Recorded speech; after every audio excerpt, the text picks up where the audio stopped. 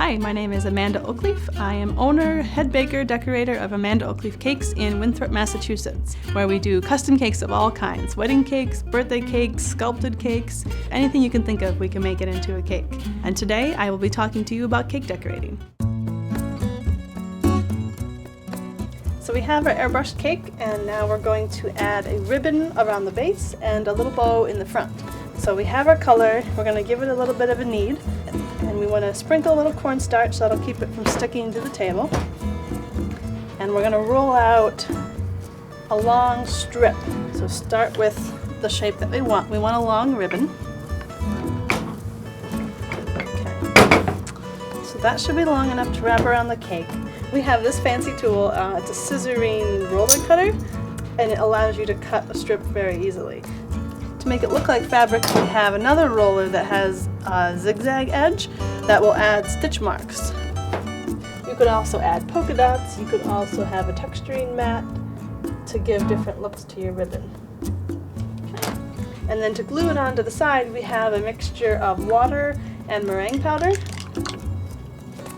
And we'll start with a flat edge, and you can cradle the rest of the ribbon so it doesn't stretch in your other arm.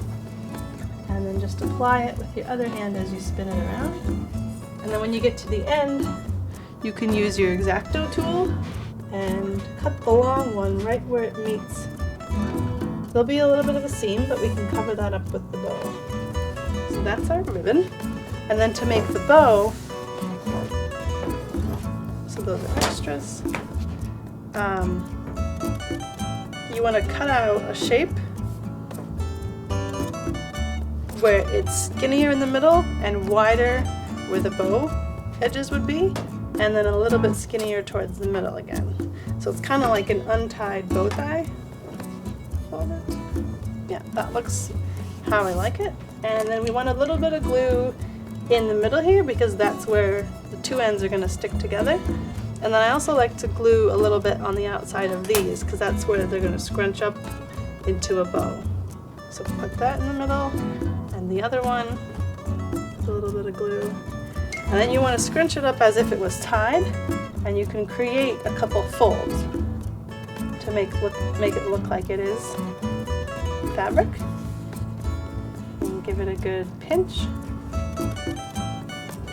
And so that's the basic bow. I like to put it on a foam. That allows it to dry a little faster and keep it from drying too flat. And then we want a strip to cover the middle. So in your extra, cut a little piece that's wide enough, and you want it to extend and wrap around the back as well. Flip it over, a little glue on the back. Flip it over, and with your exacto tool, cut off the extras. And then you want to just let it dry half an hour to an hour, and that'll stiffen up and we'll be able to place it right on the side of our cake.